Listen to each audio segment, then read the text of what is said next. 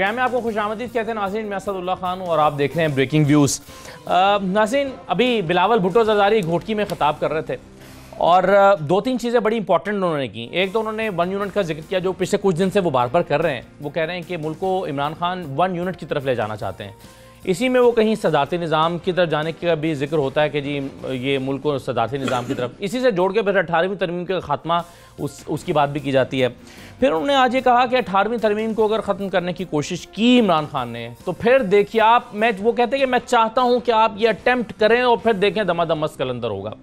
اگر اس میں کچھ چھیڑ چھاڑ ہوتی ہے یا 18ویں ترمیم میں کسی حد تک تبدیلی کی کوئی کوشش بھی کی جاتی ہے جو کہ عملی طور پر ممکن نظر بھی نہیں آتا کہ پارلیمنٹ میں یہ ممکن ہوگا، تو کیا پیپلز پارٹی کے پاس آپشن ہے، وہ کیا کریں گے؟ دوسرا ایمنسٹی اسکیم کا بھی انہوں نے ذکر کیا کہ ایمنسٹی اسکیم جو ہے وہ کس کو بینیفٹ کرنے کے لیے لائی جا رہی ہے۔ تو یہ چیزیں ہم بلاول کی تقریر سے ذرا ڈسکس کریں گے اور یہ باتیں وہ دہرا کر رہے ہیں۔ ایک تو یہ ہے، دوسرا بہت ہی امپورٹنٹ ایشو ہے جو پچھلے 3-4 دن سے پورے پاکستان میں موضوع بحث بنا ہوا ہے، اور وہ ہے ادویات کی قیمتوں کا معاملہ، جس میں پرائم منسٹر صاحب نے 72 گھنٹے کا ایک الٹیمیٹم بھی دے رکھا ہے اور انہوں نے کہا کہ جی اس کو اپنی پرانی قیمتوں پر لایا جائے۔ تو اس پر کیا کنسنسس ڈیولپ ہو رہا ہے فارماسیوٹیکل کمپنیز کے بیچ میں، اور جو ہیلتھ منسٹر ہیں وہ کہاں تک پہنچے ہیں، اور ڈراپ جو ہے جس نے ریگولیٹ کرنا ہے، تو کیا اس کو پرانی قیمتوں پر لانا ممکن ہو پائے گا، یا پھر وہی ہے کہ موت دکھا کے بخار پہ راضی کر لیا جائے گا، اس قوم کو کسی حد تک قیمتیں بڑھا دی جائیں گی؟ تو یہ کیا ہوگا؟ کیونکہ یہ بہت سیریس ایشو ہے، جان بچانے والی ادویات اور ایسے لوگ جو مستقل ادویات پر ہیں اور ان کی آمدن زیادہ نہیں ہے، غریب طبقہ ہے، وہ بہت اس سے پریشان ہے۔ اس پر ہم بات کریں گے، اور دوسرا دیکھیں گے لاہور ہائی کورٹ سے اور مختلف عدالتوں سے جو ریلیف مل رہا ہے شریف فیملی کو، اب یہ ایک عدالتی کارروائی کے تحت ہو رہا ہے اور ظاہر قانون کے تحت ہو رہا ہے، لیکن کچھ لوگ اس کو ڈیل اور ڈھیل کہہ رہے ہیں۔ تو جب ڈیل اور ڈھیل کہا جاتا ہے تو کیا یہ توہین عدالت کے مترادف نہیں ہے؟ یہ کیوں تاثر دینے کی کوشش کی جا رہی ہے؟ اور ضمانت کا مطلب کس طرح سے بینیفٹ کرنا ہوتا ہے؟ ضمانت کا مطلب ریلیف کس حد تک ہوتا ہے؟ تو یہ ذرا دیکھیں گے کہ ریلیف ابھی تک ملا کیا ہے جس کو ریلیف کہا جا رہا ہے۔ تو یہ تمام چیزیں آج کے پروگرام کا حصہ ہوں گی۔ ہمارے ساتھ ارشاد بھٹی صاحب موجود ہیں۔ بھٹ صاحب بہت شکریہ، خوش آمدید، اور اپنے پورے نوٹس کے ساتھ اور نظموں کے ساتھ اور جملوں کے ساتھ موجود ہیں۔ اور آسمہ شیرازی صاحبہ بہت شکریہ، آپ کافی عرصے سے آپ کا انتظار کر رہے تھے، آپ تشریف لائیں، تھینک یو سو مچ۔ سب سے پہلے تو بلاول کی تقریر میں آپ ہی سے شروع کرتا ہوں۔ یہ 1 یونٹ کا بار بار وہ ذکر کر رہے ہیں کہ 1 یونٹ بنانا چاہتے ہیں، اور انہوں نے آج تو کہا کہ 1 یونٹ کے نتیجے میں ملک ٹوٹا تھا۔ یہ آپ کے خیال میں واقعی کوئی کسی کی انٹینشن ہے، کوئی 1 یونٹ کی طرف لے جانا چاہتے ہیں؟ دیکھیے، مختلف جو ہم دیکھ رہے ہیں، میں تو لکھا بھی ہے اس کے اوپر کہ ایک کوشش جو ہے وہ ہوتی رہی ہے پچھلے کچھ عرصے میں، کچھ سالوں سے، گزشتہ 2-3 سالوں سے خاص کر کے، کہ صدارتی نظام کے اوپر، مطلب مجھے یہ سمجھ نہیں آتی کہ اگر کسی کی انٹینشن نہیں بھی تو جو حکومت کے سرکردہ لوگ ہیں یا بہت سارے لوگ ہیں وہ کیوں سٹیٹمنٹس دیتے ہیں 18ویں ترمیم کے خلاف اور اس طرح نظام کے خلاف؟ اور حالانکہ کوئی بھی نظام ہو، اگر آپ اس کو چلانا چاہتے ہیں ملک کو تو آپ چلا سکتے ہیں، لیکن جمہوری پارلیمانی وفاقی نظام تو خود قائد اعظم محمد علی جناح نے اس ملک کے لیے سجیسٹ کیا، اور خود فاطمہ جناح نے جنرل ایوب کے خلاف جو الیکشن لڑا تو انہوں نے پارلیمنٹری فارم آف گورنمنٹ کی سپورٹ کی، جس میں کہ جواب دہی، ایک مشترکہ جواب دہی پارلیمنٹ کے اندر ہوتی ہے اور اس کا نمائندگی ہوتی ہے عوام کی، اور پاکستان کو یہ سوٹ کرتا ہے۔ تو یہ ایک اس کے خلاف کچھ عرصے سے، پھر 18ویں ترمیم پہ تو پھر آپ نے دیکھا کہ مختلف وزراء کے سٹیٹمنٹس بھی آئے، اور فائنلی پھر گھوٹکی میں جہاں آج بلاول بھٹو زرداری نے ایڈریس کیا ہے، وہیں پہ پرائم منسٹر آف پاکستان کو یہ کیوں کہنا پڑا کہ 18ویں ترمیم جو ہے اس سے وفاق دیوالیہ ہو گیا۔ تو اس سے بہت سارے کنسرنز جو تھے وہ لوگوں کے اٹھے ہیں اس پہ، اور 18ویں ترمیم کے اندر ہو سکتا ہے بہت ساری چیزیں ہوں جو کہ جس پہ کنسرنز ہوں اداروں کے، ہم یہ نہیں کہتے کہ نہیں ہوں گے۔ مثلا NFC کے اوپر بہت سے کنسرنز ہیں، مثلا یہ کہ ریونیو کے اوپر بہت سے جو صوبے کلیکٹ کرتے ہیں ان کے پاس یہ اختیار 18ویں ترمیم کے بعد چلا گیا ہے، جو کہ صوبائی خود مختاری کا بہت ہی ایک اسٹرانگ ایلیمنٹ ہے۔ اس کے بعد وہ ہے، لیکن مسئلہ یہ کہ اس کو اس طرح سے بار بار دہرانا، اور ایک جمہوری وزیر اعظم کے، ایک منتخب وزیر اعظم کے ذریعے سے اس بات کا اظہار ہونا، ان کا اپنا اظہار کرنا پریکٹیکلی تو ان کے لیے ممکن نہیں ہے 18ویں ترمیم کا خاتمہ کر سکیں پارلیمنٹ کے اندر۔ ان کے لیے یہ بھی ممکن نہیں ہے کہ وہ پارلیمنٹ کے اندر آئیں، ان کے لیے یہ بھی ممکن نہیں ہے کہ وہ عوام کا سامنا پارلیمنٹ کے اندر آ کے کرے. ان کے لیے یہ بھی ممکن نہیں ہے کہ وہ ایکٹ آف پارلیمنٹ کے اندر تبدیلی لا سکیں. ان کے لیے ممکن نہیں ہے. اس کے باوجود وہ اس طرح کے جب سٹیٹمنٹس دیتے ہیں تو پھر سوال اٹھتے ہیں کہ یہ ایسا کیوں ہو رہا ہے. اور میرے خیال ہے اسی کو جو پاکستان پیپلز پارٹی کی تو دکھتی رگ ہے 18ویں ترمیم اور جمہوری نظام اور پارلیمانی نظام اور اس کے ساتھ باقی چیزیں بھی ہیں. ٹھیک ہے, ہم کہتے ہیں کہ گورننس بہت بری ہے, بہت بری ہوگی, اس میں کوئی شبہ نہیں ہے. سب کی گورننس سب پاکستان میں لوگوں نے دیکھ لی. 40 سال جرنیل یہاں پہ رہے, مارشل لا لگتا رہا. کون سی پاکستان میں دودھ اور دہی کسی بھی شہد کی نہریں جو ہے وہ بہنا شروع ہو گئی. دہی منہ سے نکل گیا, بہت مہنگا ہو گیا تو اور دہی کے اوپر میرے خیال ہے بھٹی صاحب زیادہ بہتر بات اس کی افادیت پر روشنی ڈال سکتے ہیں. افادیت دہی. تو یہ چیزیں ہیں جس کی وجہ سے بلاول جو ہیں وہ زیادہ کنسرن ہے کہ کہیں ایسا تو نہیں ہے. صحیح ہے, لیکن یہ 1 یونٹ جو ہے یہ خود بلاول نے 18ویں ترمیم کے خاتمے یا اس میں ترمیم سے ڈیرائیو کیا, خود سے اخذ کیا ہے بلاول نے کہ یہ 1 یونٹ کی طرف لے جا رہے ہیں؟ کیونکہ کسی نے اس کا ذکر تو شاید نہیں کیا. اور صدارتی نظام یہ انیشیٹ کہاں سے ہوئی ہے ویسے بحث؟ او یار بھائی, بلاول کیوں سیریس لیتے ہو اس کو؟ کیا ہے بلاول, کیا ہے؟ ایک بہت بڑی پارٹی کے میرا مطلب ہے, میرا پتہ ہے آپ کو, حاکم علی زرداری کو 1977 میں بھٹو صاحب نے ٹکٹ نہیں دیا تھا. 1985 میں حاکم علی زرداری نے, پیپلز پارٹی نے بائیکاٹ کیا. حاکم علی زرداری ایم این اے کے الیکشن لڑا اور آصف علی زرداری ایم پی اے کے لڑے اور دونوں کی ضمانتیں ضبط ہوئیں. یہ بھی آپ کو پتہ ہے. اور دوسری بات ہے, بھٹو نے مرنے کے بعد, اپنے جوڈیشل مرڈر کے بعد 3 مرتبہ ان کو حکومت دی. 3 مرتبہ 21 سال سے سندھ میں ان کی حکومت ہے. سندھ قبرستان گٹر بنا دیا ان لوگوں نے. باتیں باتیں باتیں, خدا کا خوف. جب یہ مرکز میں ہوتے ہیں ان کو مضبوط وفاق چاہیے. جب اس وقت شہباز شریف کے خلاف بریف کیس بھرے پہنچ جاتے ہیں, سلمان تاثیر لگا دیتا ہے, گورنر آج لگا دیتا ہے. جب یہ صوبے میں ہوتے ہیں اس وقت ان کو مضبوط صوبہ چاہیے. 18ویں ترمیم چھوڑ دیں, 18ویں ترمیم بات کرنا ہر بندے کا حق ہے.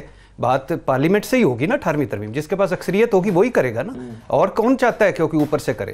18ویں 27 بندے تھے اندر بیٹھے, قرآن پہ حلف لیا, ڈسکشن نہیں کی, قرآن پہ حلف لیا کہ بار بات نہیں کریں گے. جب یہ ترمیم منظور کی, ترمیم منظور کر لی, ٹھیک فائن. 19ویں بھی ہوئی یا 8ویں بھی ہوئی یا 25ویں بھی ہوئی, آئین ہے, آپ کر لیں. کوئی آپ 38ویں بھی کر لیں. میں لات مار دوں گا, میں یہ کر دوں گا. پتہ ہے لاتیں کون مارتا ہے؟ کیوں کوئی خدا کا خوف کرے, لیڈر کی زبان ہے یہ. یعنی 3 مرتبہ اس کو, اور 3 مرتبہ کا بیچ کیا رہا ہے, چورن کیا بیچ رہا ہے؟ کارکردگی نہیں. 1.5 ارب اثاثوں کا مالک ہے, 4 نسلوں سے بھوکے ننگوں کا 0 پوائنٹ پہ روٹی کپڑا مکان کا مالک ہے یہ. اور وہ اثاثے اس کو ملے ہوئے جو بی بی نے ڈکلیئر نہیں کیے ہوئے. وہ یہ آپ کے ساتھ میں نے پہلے بھی کہا, یہ فلیٹ ہے ادھر ایک, جو بی بی نے ڈکلیئر نہیں کیا اس کو مل گیا ہے. قبضے کی زمین اس کو مل گئی ہے. 1 سال کا کمپنی تھا, وہ جھوٹ نکلا ہے. 22 سال میں یہ کمپنی شیٹیں کرتا رہا. ایان علی کی اس کی ٹکٹیں نکلی ہوئی ہیں اس میں, اسی کھاتوں میں سے. کتوں کے خرچے اومنی گروپ اٹھا رہا ہے, جہاز ان میں پھر رہا ہے, پتہ نہیں کر کیا رہا ہے. یہ ہمارا مستقبل تھا. ادھر مریم ہے وہ جھوٹ بولتی جا رہی, ادھر یہ اب میرے بچے ان میں پھریں گے, ان میں کھیلیں گے. خدا کا خوف. پرفارمنس بیچ رہا ہے نہیں, عوامی خدمت بیچ رہا ہے نہیں, بھٹو کا نام ہاں, بی بی کا نام ہاں, 18ویں ترمیم ہاں, صوبہ سندھ کارڈ ہاں, زرداری ازم نہیں بیچ سکتا, بیچے نا. بلاول ازم نہیں بیچ سکتا, ہے ہی کوئی نہ کوئی. ایک چوانی کی چیریٹی نہیں کی اس نے. 1.5 ارب کا یہ اس کے اثاثے ہیں. چوانی کا کوئی ایک پروجیکٹ شروع نہیں کیا. میں لیاری کو دوں گا پانی میٹھا کر کے سمندر, آج تک نہیں دیا. میں غریب امیروں سے زمینیں لے کے غریبوں کو دوں گا, آج تک نہیں دیا. رمشا وسان کے گھر گیا ہے, ٹرمپ کے گھر چلا گیا, سن لیں, ٹرمپ کے گھر چلا گیا جا کے ناشتہ کرنے. رمشا وسان کے گھر گیا نہیں گیا. تھر کا کیا حال ہو گیا؟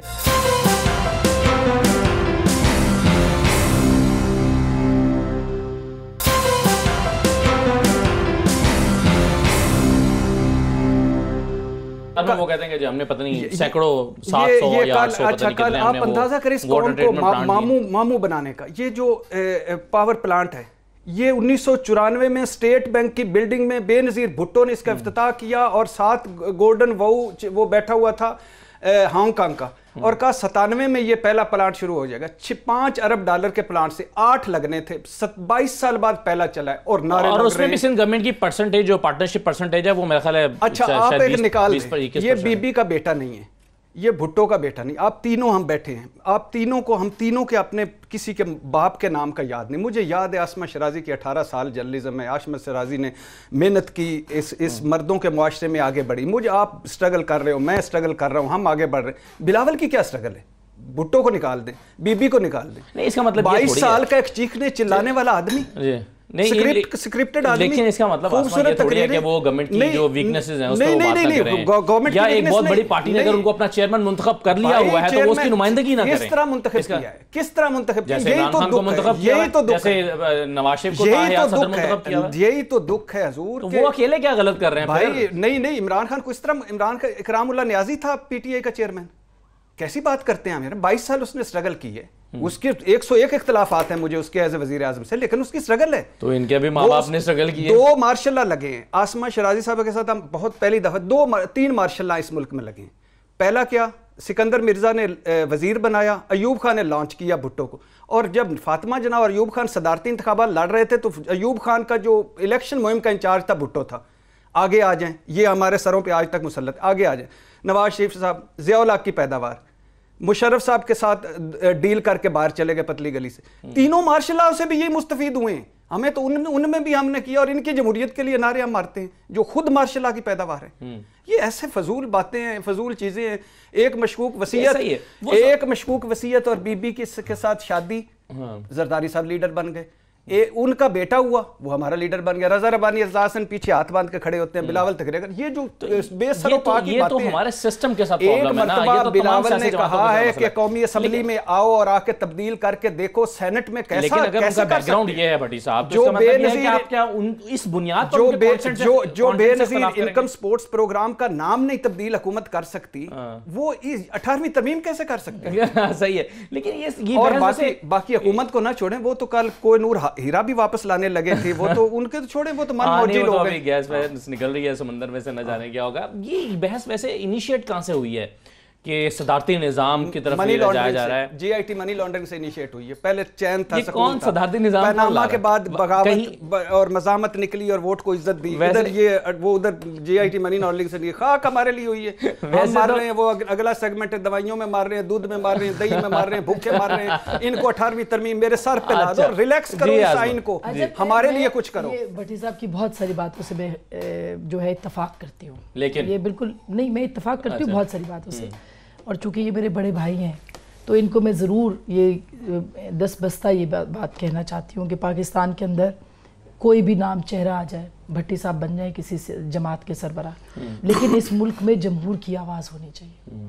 इसकी बका जमहूरियत में ही है, क्योंकि जब भी 1 यूनिट पहले भी जब बना, आपको मज़े की बात बताऊँ, मैं सिंध गई, लोगों के अंदर अभी भी बड़ी नफ़रत और गुस्सा है। वहाँ पे लोगों ने बताया कि हम सिंध के अंदर जब कोई एड्रेस लिखता था ना 1 यूनिट में, तो वो लिखते थे अपना एड्रेस, तो उसमें अपना सूबा नहीं लिखते थे, पाकिस्तान लिखते थे। ये गुस्सा लोगों के अंदर जो है वो पनपता गया। वो जीएम सैयद जिसको मैं और आप शायद हम समझते हैं कि पाकिस्तान सिंधु देश है वो फलां, उन्होंने कहा धरती, क्योंकि धरती के बच्चे होते हैं ना, उनके धरती को कैसे मिटाया जा सकता है।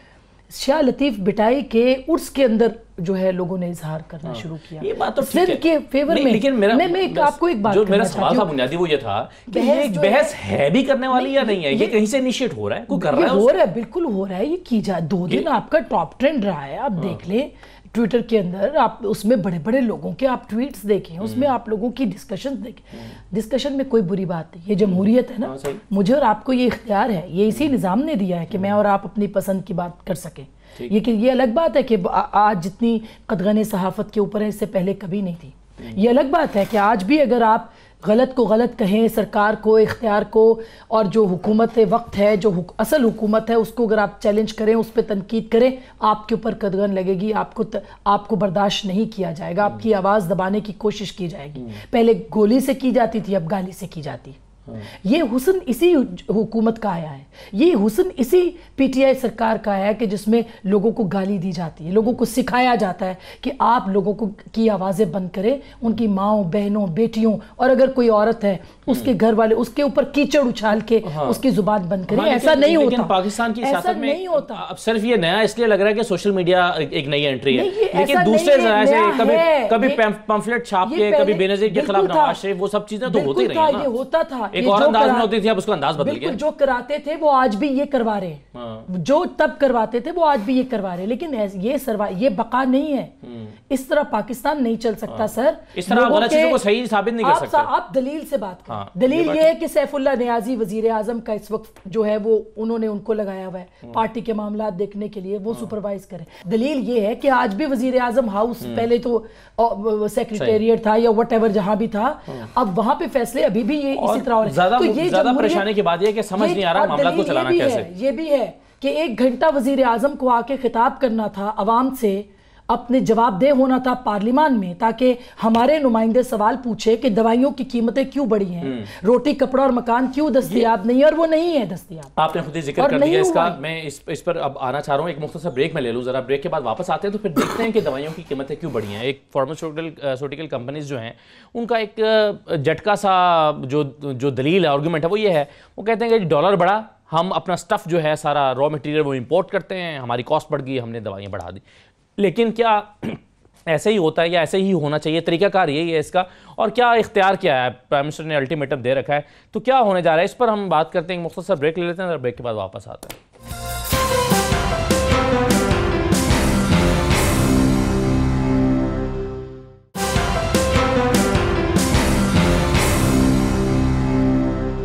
دوبارہ خوش آمدید کہتے ہیں آپ کو. بریک پر جانے سے پہلے جیسے میں ذکر کر رہا تھا کہ ادویات کا معاملہ ایک بڑا گھمبیر معاملہ ہے، اس پر ہم بات کرتے ہیں. ہمارے ساتھ عامر کیانی صاحب موجود ہیں، وزیر صحت ہیں. عامر کیانی صاحب بہت شکریہ.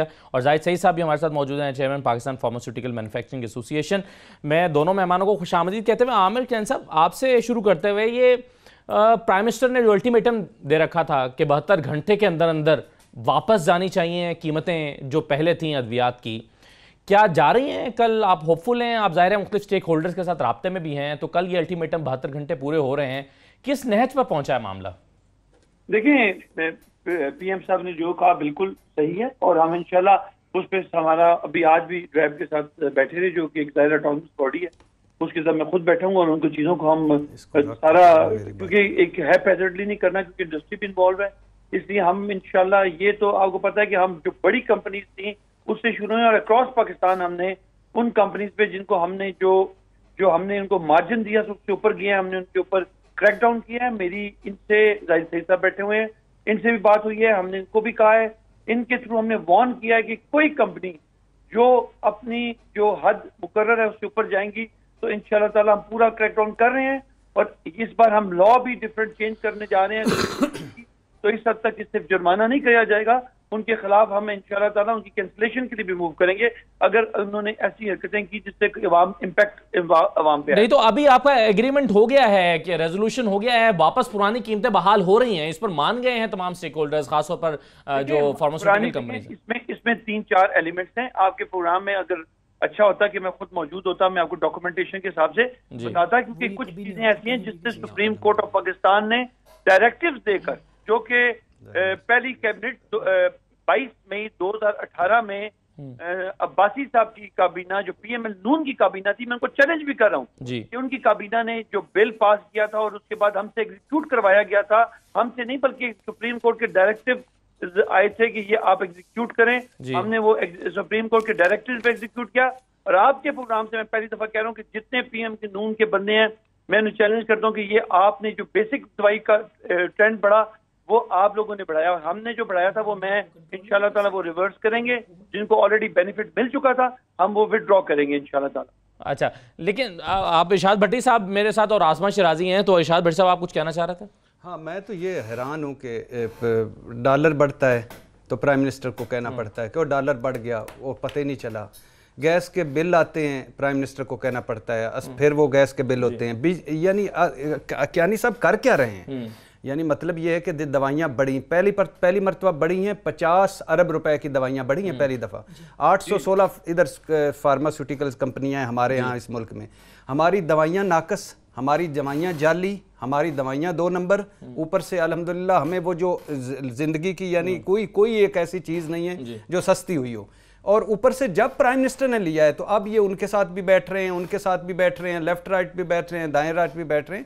یعنی پہلے کہاں کھڑے ہوئے تھے؟ پہلے کیا کر رہے تھے؟ جو مسئلہ ہے نا وہ اب زاہد سعید صاحب پہ کبھی ذرا پہلے لے لیں رائے. پھر آپ ایک سوال پوچھ لیے بھی، کیانی صاحب نے بہت اہم بات جو ہے وہ ابھی اس کا اظہار کیا ہے, انکشاف کیا ہے کہ نون کے لوگ جو ہیں وہ اس کو بڑھاوا دے رہے ہیں. تو سرکار کس کام کی ہے جو کنٹرول نہیں کر پا رہے؟ مطلب یہ اس مافیا کو کیوں کنٹرول نہیں کر پا رہے؟ یہ تو ایکسپوز کرنے چاہیے. کیا صاحب مجھے صرف 2 منٹ دے دیں. اشنا صاحبہ بالکل آپ درست فرما رہی ہیں. میں نے آپ کے ایز اے ریمپیج چیلنج کی بات کی ہے. میں آپ کو یہ کہتا ہوں کہ 2018 میں 22 مئی کو جو کیبنٹ نے عباسی صاحب کی سیکنڈ لاسٹ کیبنٹ نے جو اپروول دیا تھا ڈرگ پرائز کا, وہ پالیسی, اس کے بعد سپریم کورٹ کے 3 آرڈرز آئے اور ایگزیکٹو آرڈر سے کہ ان کی امپلیمنٹیشن کی جائے. پلیز اگر آپ جب میں آپ کو بھی اور تمام جہاں لوگ بیٹھے ان کو دوں گا جس سے دوائیاں ایکچولی کا امپیکٹ آیا اور یہ دوائیاں بڑھی.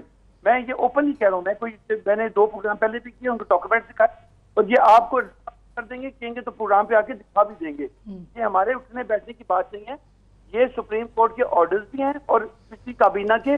صحیح ہے. اچھا لیکن ایک اور اس میں مسئلہ بھی ہے نا, میں زاہد سعید صاحب کو بھی شامل کروں کہ بہت سارے جو مینوفیکچررز ہیں وہ جب آپ ان کو روکتے ہیں تو وہ چلے جاتے ہیں سندھ ہائی کورٹ سے اسٹے لے کر آ گئے, اسٹے آرڈر لے کر آ گئے, اور پھر وہ اسٹے چلتا رہتا ہے اور وہ اسی بڑی ہوئی قیمتوں کے تحت وہ بیچتے رہتے ہیں.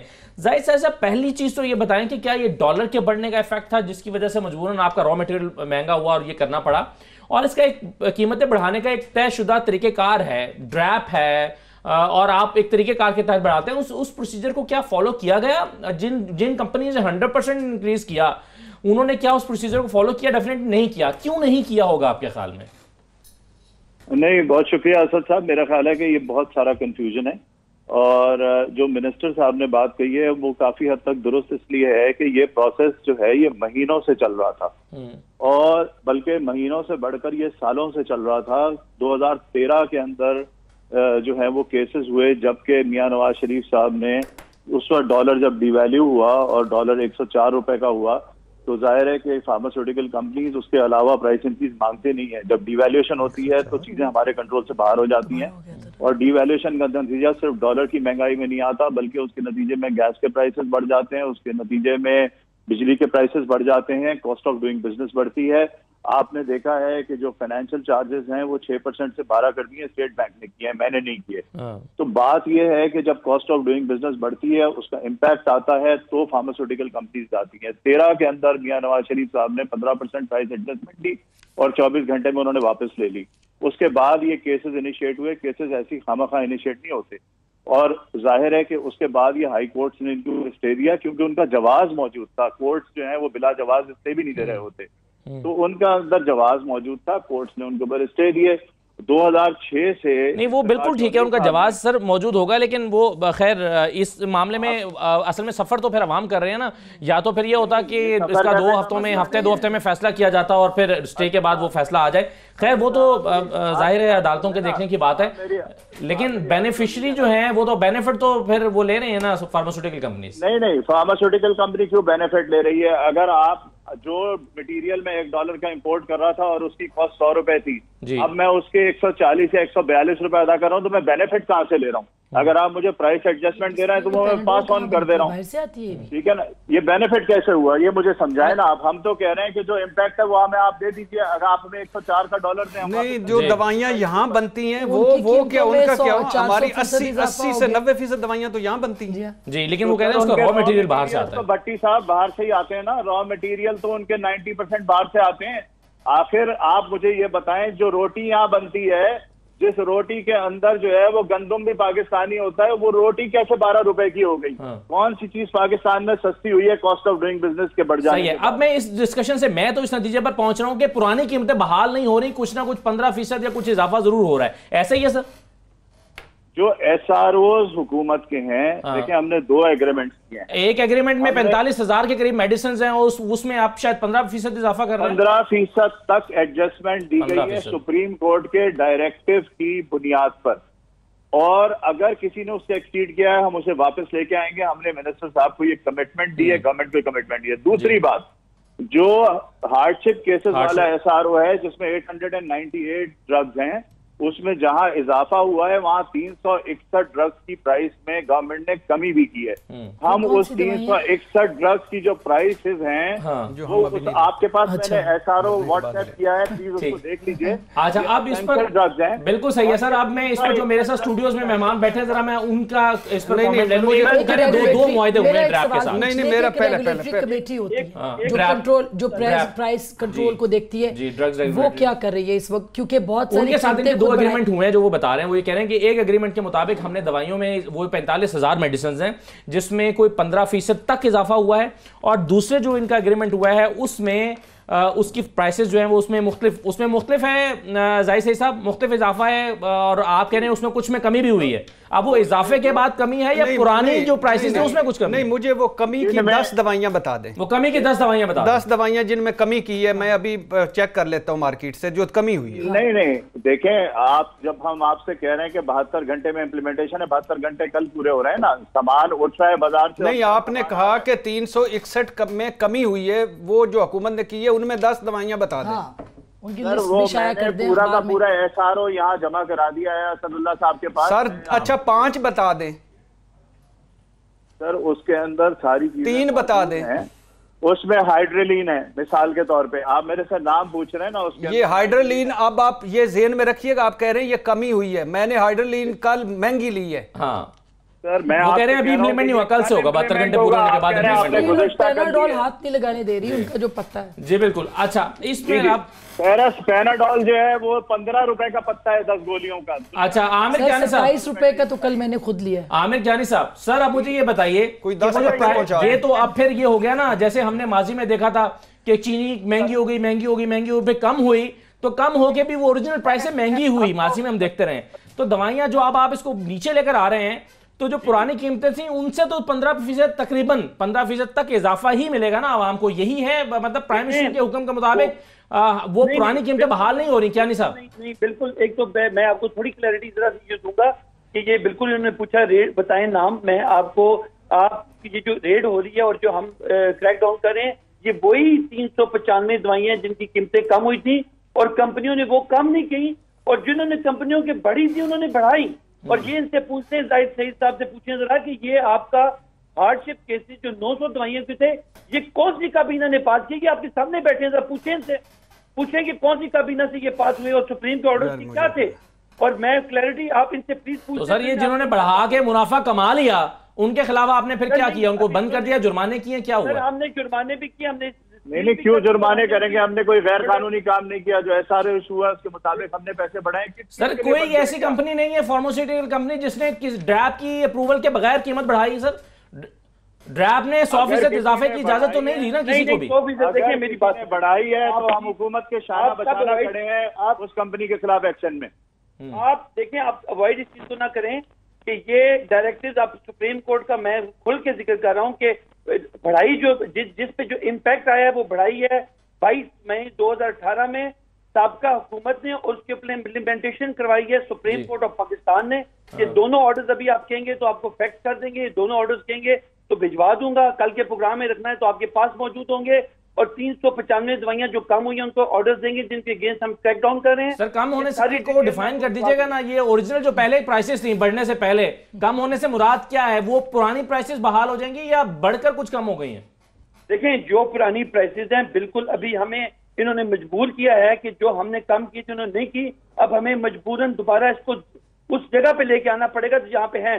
اگرچہ کہ میں مانتا ہوں کہ ڈالر کا امپیکٹ آیا ہے کیونکہ 90% را مٹیریل امپورٹ ہوتا ہے. انفارچونیٹلی پاکستان میں را مٹیریل کی انڈسٹری نہیں لگنی چاہیے تھی, نہیں لگائی, یہ 7 مہینے میں تو نہیں لگتی, لیکن بہرحال اس کا امپیکٹ ہوتا ہے.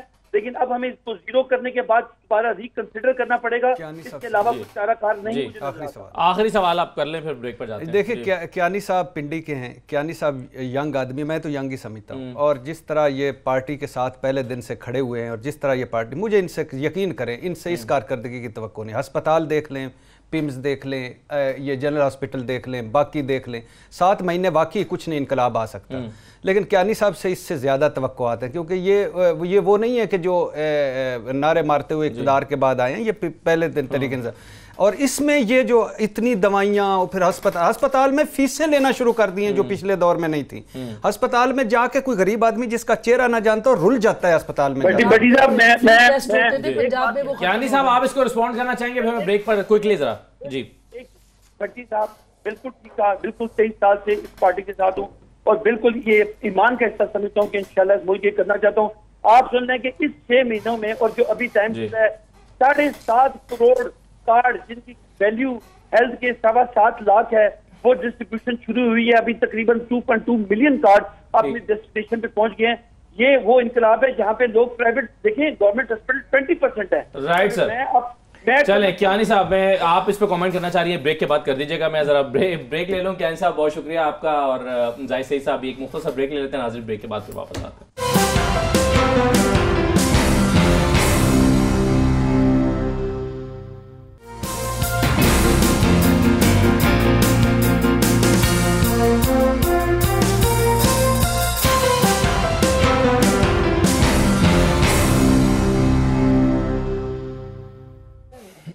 بریک کے بعد خوش آمدید. 2 چیزیں ہیں. ایک تو ابھی مجھے ایک میسج بھی آیا ہمارے ایک سینئر دوست کا, انہوں نے کہا کہ بلاول کی بات فیکچولی ٹھیک نہیں ہے. جو بلاول کہہ رہے تھے کہ 1 یونٹ کے نتیجے میں ملک ٹوٹا, تو انہوں نے توجہ دلائی کہ 1 یونٹ ختم ہونے کے 2 سال بعد ملک ٹوٹا تھا. لیکن شاید بلاول یہ کہنا چاہ رہے ہوں کہ اثرات اسی کے تھے جو چلے آ رہے تھے. ظاہر ہے بالکل 1 یونٹ اسی وقت تھوڑی چیزیں سامنے آ جاتی ہے. ہر مارشل لاء کے بعد پاکستان کمزور ہوا ہے 10 سالوں کے بعد. تو 1 یونٹ ویسے تو کہتے ہیں کہ چونکہ بھٹو صاحب نے کہہ دیا تھا ادھر تم ادھر ہم, جس کی عباس ستر صاحب آن دا ریکارڈ تردید کر چکے ہیں کہ بھٹو صاحب کی یہ ہیڈ لائن نہیں تھی جو ہم نے نکالی.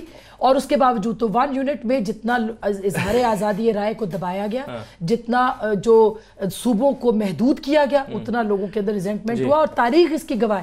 جن دوست نے آپ کو میسج کیا ان کو کہیں کہ کتاب پڑھ لیں, بہت ساری چیزیں اس کے اندر. اور نہیں, اور تاریخ اس بات کی گواہ ہے کہ یہ مارشل لاء نے نہیں توڑا. اس میں برابر کے حصے دار تھے سیاستدان. میں وہ ادھر ادھر میں نہیں کرنا چاہتا, وہ چھوڑیں. برابر کے حصے دار تھے. چیف مارشل ایڈمنسٹریٹر بھٹو صاحب بنے تھے. اس کے بعد سارا کچھ ہوا تھا. یہ بڑی لمبی ایک بحث ہے. میں نے سوچا تھا بھٹی صاحب سے میں نے آج اختلاف, دونوں حصے دار ہیں, برابر کے حصے دار ہیں. اس میں کوئی ایک بریو ذمہ نہیں کرایا جا سکتا. اور میں پھر کہہ رہا ہوں, میں پھر کہہ رہا ہوں, یہ مارشل لاء یہ صرف سیاستدان گندے, سیاستدان غدار, سیاستدان کرپٹ, سیاستدان جو ہے وہ خراب ہے. اور تو اس ملک میں کبھی کوئی خراب نہیں. اس ملک میں نہ جنرل یحییٰ, نہ جنرل ایوب, نہ جنرل مشرف, نہ جنرل ضیاء. ایک ایسی ڈیبیٹ ہے, یہ ایک ایسی ڈیبیٹ ہے جس کا مجھے نہیں لگتا کہ میری زندگی میں کوئی حل نکلا ہے. اچھا میرا دکھ یہ ہے کہ جن کو یہ ڈیموکریٹ سمجھتی وہ ڈیموکریٹ ہے نہیں. ان کے ساتھ ملے ہوئے تھے, ان کی پیداوار ہے, ان کے پروردے, ان کے بچے ہیں. بلاول نے کہا کہ اصل تیرا باپ ضیاء الحق ہے. اس نے کہا کہ وہ ڈیڈی کہتا تھا ایوب خان کو. یہ کن کی باتیں کرتے ہیں؟ 10 بندے مجھے عاصمہ شرازی 10 بندے مجھے گنا دیں جن کو موقع, پرویز مشرف کا نظام بھی تو 1 سال کے بعد انہی لوگوں کے ہاتھ میں جن کو موقع ملا اور انہوں نے کہا کہ ہم نہیں جاتے تمہارے ساتھ. جاوید ہاشمی میں ثابت کر سکتی ہوں لیکن آپ کے پاس ٹائم نہیں ہے. چلو اگلے اس ملک میں یہ جو 4 مارشل لاء تھے نا, جس کے دودھ اور نہر, یہ جنرل مشرف کا چوتھا مارشل لاء, جنرل یحییٰ کا, جنرل ایوب کا, جنرل ضیاء الحق کا, اس میں کوئی برائی نہیں ہوئی. انہوں نے ملک کو اتنا مضبوط کیا. اور ان کے دوروں میں کرپشن. کہنے کا مطلب یہ ہے کہ ضیاء الحق کا زمانہ ہو یا پرویز مشرف کا زمانہ ہو, یہی سیاستدان تھے نا جو اس وقت بھی حکومت میں تھے. سیاستدانوں کو لایا جاتا تو کیوں آتے تھے؟ اچھا مجھے 5 بتا دیں. میں ان کی ڈیموکریسی کے میں حق میں ہوں, میں ڈیموکریسی چاہتا ہوں, لیکن مجھے بتا دیں کہ 5 ادارے تربیلا ایوب خان ہے, منگلا ایوب خان ہے. اچھا میں 300 ادارے بھٹو صاحب کے گنوا سکتی ہوں. 195 آج یہ ملک میں آج ویسے یہ ملک میں بحث کا موضوع نہیں ہے, اسی لیے جمہوری حکومت چل رہی ہے. میں نے ریسرچ کر کے لکھا ہے کہ 3 مہینے میں 300 ادارے ذوالفقار علی بھٹو نے بنائے. نیوکلیئر پاور کا پروگرام شروع کیا, سب قائم ہے, سب قائم ہے. ٹائم کم ہے, میں 2-3 چیزیں آپ سے ڈسکس کرنا چاہ رہا ہوں آپ لوگوں سے. ایک تو یہ بتائیے کہ یہ نون لیگ کی قیادت کو جو عدالتوں سے ریلیف ملا ہے اور جو کہ بہت سارے لوگوں کو ضمانتیں مل جاتی ہیں، اس پر یہ کہاں سے ڈیل و ڈھیل کا تاثر ہے؟ اور ذرا میں چاہوں گا اسکرین پر ذرا دکھا بھی دیں کہ 14 فروری سے لے کر 11 اپریل تک یہ 4 5 6 جس میں شہباز شریف صاحب کو ضمانت ملی، ان کا نام اس سے نکلا، حمزہ شہباز کو ملی، اور یہ پوری ایک لسٹ اگر آپ ونڈو میں چلا دیجئے، میرے پاس ٹائم کم ہے۔ ایک تو یہ کہ یہ جو ریلیف ہے یہ بڑی خوشی ہے، یا منی لانڈرنگ کی جو تلوار اب لٹک رہی ہے یہ بڑی ٹینشن ہے شریف فیملی کے لیے؟ دیکھیے اگر وہ پکڑے گئے تھے انصاف کے تقاضوں پہ تو انصاف کے تقاضوں پہ ان کو ریلیف مل رہا ہے، جس طرح سے وہ گرفتار ہوئے اس طرح سے آزاد ہو رہے، تو اس پہ میں اب اس سے زیادہ کیا کمنٹ کروں۔ اس ملک میں انصاف جس طرح سے مل رہا ہے، وہ آپ نے ساہیوال والے لوگ بچوں کا دیکھ لیا انصاف نہ کل، کہ گھر بلا کے ان کو جیسے چیک دیے جا رہے تھے، اور وہ بے حرمتی عوام کی جو ہم نے دیکھی کل ان مظلوموں کی، اور ماڈل ٹاؤن کو ابھی تک انصاف نہیں ملا، یہ بھی یاد رکھیے۔ ماڈل ٹاؤن کی یہ برحمتی بھی نہیں ہوئی، یہ بے حرمتی بھی نہیں ہوئی، ان کی یہ بھی نہیں ہوئی۔ آج تک میاں محمد نواز شریف حمزہ ان کے گھر نہیں گئے، ان کے بچوں کو نہیں ملے، تو یہ ہے اس وقت میں انصاف۔ باقی اب میں کیا، اب یہ جو منی لانڈرنگ کی تلوار لٹک رہی ہے، کچھ لوگوں کا خیال یہ ہے کہ یہ ریلیف تو عارضی طور پر ملا ہے، اصل میں ایک اور بڑی ٹینشن بڑی صاحب ان کے اوپر آنے والی ہے، اور وہ منی لانڈرنگ کی وہ جو ٹی ہوئی ہیں چیزیں، ٹرانزیکشنز ہوئی ہیں، پھر وہ جس کے بارے میں آج ملک احمد خان صاحب کہہ رہے تھے کہ یہ ریمیٹنسز ہیں جس کو منی لانڈرنگ شو کر رہے ہیں۔ بھائی جان میں دیکھو نا، یہ نیب کے مبینہ طور پر میری جو نکی باجی یہ ساتھ ساتھ لگاتی جائے گی، کیونکہ میں مبینہ بھول جاتا ہوں۔ ویسے تو یہ مبینہ طور پر ملک میرا ہے، مبینہ طور پر سٹیٹ میری ماں ہے، مبینہ طور پر مجھے انصاف مل رہا ہے، مبینہ طور پر سارا کچھ ہے، مبینہ طور پر یہ ان کی جو جمہوریت ہے، جو مبینہ طور پر 2 منٹ رہ گئے، مبینہ تو وہ سارا، تو یہ مبینہ طور پہ، مبینہ طور پہ کراچی کا آپ نے سنا تھا فلودے والا جو اورنگی ٹاؤن کا عبد القادر تھا، اس کے بعد لاہور کا نکلا ہے منظور احمد پاپڑ فروش، جس نے پاپڑ فروش ہے الحمدللہ، اور $10 لاکھ مبینہ طور پر حمزہ کے اکاؤنٹ میں جمع کروائے ہیں۔ کراچی میں آپ نے شادمان ٹاؤن کا محمد اقبال ارائیں سنا تھا، جو 2014 کو مرنے کے بعد ان کی جمہوریت میں 3 مختلف بینکوں میں 4 اکاؤنٹس کھلوا کر 4 ارب 60 کروڑ کی ٹرانزیکشن کر چکا تھا۔ اسٹیٹ بینک لاہور اب آیا ہے کہ باہر محبوب علی جو نئے نوٹوں کا کاروبار کرتا ہے، وہ الحمدللہ برطانیہ سے حمزہ کو لاکھوں ڈالر بھیج رہا تھا مبینہ طور پر۔ سلمان کے 8,500% اثاثے بڑے ہیں مبینہ طور پر، 3 ارب جن میں 99% ٹیٹیاں ہیں۔ حمزہ کے 2,000% اثاثے بڑے ہیں جن میں 50% ٹیٹیاں ہیں۔ برلاس ٹریڈنگ وہ خوش نصیب کمپنی ہے جو منی لانڈرنگ میں بھی تھی اور ادھر بھی تھی مبینہ طور پر، تو وہاں تھے کیش گرلز تھیں، یہاں کیش بوائے تھے، تو اور منظور احمد جو $10 لاکھ بھجوا رہا تھا نا، وہ کیش بوائے کی نوکری بھی کر رہا ہے۔ اب یہ تو چیزیں جو ہیں یہ اب نیب اگر ثابت کرے گی جا کر کسی عدالت میں تو پھر میں مانوں گا نا۔ میرا اس میں کوئی نہیں، میرا نیب نے آج تک ثابت کیا کیا ہے، نیب نے عدالت میں ثابت کیا کیا بھٹی صاحب، مسئلہ تو یہ ہے نا۔ وہ ایک اور اس کی یہ تو ہمارے شہزاد اکبر صاحب نے کہا کہ محمد مالک صاحب کے پروگرام میں کہ 200 ارب جو ڈالر ہے، وہ 2 ارب ڈالر جو 200 ارب ڈالر واپس آئیں گے۔ اسد عمر صاحب نے ارشد شریف کے پروگرام میں کہا کہ شہزاد اکبر صاحب نے کیبنٹ میٹنگ میں کہا ہے کہ وہ تو آ ہی نہیں سکتے۔ اب میں کیا کروں، میں تو وہ مبینہ ہی ہوں، تو میں بھی مبینہ ہوں اس ملک میں، اور اس مبینہ لٹ مٹ چھٹی جاؤ، باجی کی جمہوریت زندہ باد، لٹ کے کھا جاؤ اس ملک کو، مبینہ کرپشن جمہوریت زندہ باد، مبینہ لٹ مار، ایون فیلڈ، سرے محل، امتحان اصل میں نیب کا ہے۔ یہ کہہ رہی ہوں، یہ بھٹی صاحب کے ساتھ میں بالکل متفق ہوں، اس ملک میں چوروں کو چوری کی سزا کبھی نہیں ملی، اور فائل بالکل نہیں ملی، فائل دبا کے ان کو یوز کیا جاتا ہے، اور وہ یوز ہوتے ہیں کیونکہ وہ فائلیں ہوتی ہیں ان کے پاس، لیکن یہ جو بتا رہے ہیں کاش کہ یہ نیب جو ہے وہ ثابت کرے وہاں پہ، اور چوروں کو واقعی سزا ملے، اور میرے اور آپ کے کلیجے ٹھنڈے ہوں کہ اس ملک میں ہماری لوٹ، اور یہ مبینہ طور پر میرے پیسے ہیں۔ اچھا مزے کی بات، ٹیکس پیئرز ہیں، مزے کی بات سنیں، جن کے پیسے لٹے ہیں وہ سڑکوں پہ میاں دے نعرے وجن گے، ایک زرداری سارے باری لوٹ لو بھائی، موجاں کر لو۔ وہ ایک اور آرگومنٹ بھی تو ہے نا ہمارے، اور میں نے اس مرتبہ آخری اگر ہے تو میں نے عمرے پہ 3 دعائیں باجی کو ماری، ایک مانگی میں نے کہا کہ اللہ کرے ہاؤس آف شریف سچ بولے، جھوٹ بولے تو اس کو خارش ہو آدھا گھنٹہ، دوسرا میں نے کہا بھٹو اللہ کرے زندہ ہو جائے، 18ویں ترمیم کے سوٹے سے بلاول کو مارے، اور وہ کہے کہ یار خدا کا خوف کرو، میرا مشن مانگے۔ تیسرا میرا کہ اسد عمر اور عمران خان کی یادداشت واپس آ جائے، اللہ کرے جو ہمارے وعدے کرتے ہیں۔ اور میرا ایک سوال یہ بھی ہے کہ ان چوروں کے ساتھ ساتھ جو کابینہ کے اندر جو حکومتی لوگوں کے اندر چور بیٹھے ہیں ان کو بھی پکڑا جائے۔ یہاں میرا اختلاف ہے، ان کا احتساب کس نے کرنا تھا؟ ان چوروں نے، انہوں نے کدھر سے کرنا تھا؟ بیچاروں کے چھوڑ دیں، گھر چلے جائیں، ان کی اپنی فائلیں ٹانگیں کانپ رہی ہیں، اس میں ہو इतनी बीमारियां निकलती हैं अगर कैद में हो, और इतने तंदुरुस्त होते हैं, मुबैना तौर पर लंदन हिंद सिंध में जदादे बना ली, इत्तेफाक नहीं कर सके। बड़ी इंटरेस्टिंग चीज़ शेयर करना आपसे, मतलब डिस्कस करना चाह रहा था और वो अनफॉर्चुनेटली टाइम नहीं बचा, कि पंजाब में जो है वो बड़ी खबरें अब चल रही हैं कि काफ लीग जो है वो नून लीग के साथ मुलाकातें कर रही है या मुलाकातें होने जा रही हैं, और मुबैना तौर पर लाहौर की एक गाड़ी में दो मुख्तलिफ जमातों के मुबैना तौर पर जो है वो रहनुमा, दो नौजवान रहनुमा मुबैना तौर पर इस मुल्क को मुबैना बना दिया। कल के प्रोग्राम में जरा तफसील से गुफ्तगू करेंगे कि काफ लीग जो है क्या मुबैना तौर पर अपना रेट बढ़ाकर मुबैना तौर पर दूसरी जगह पर जाने की कोशिश कर रही है। आप दोनों का बहुत शुक्रिया, बेटे साहब आपका भी बहुत शुक्रिया, थैंक यू सो मच। आज का प्रोग्राम था मेरे बड़े भाई, मैं विड्रा कर जाता हूँ।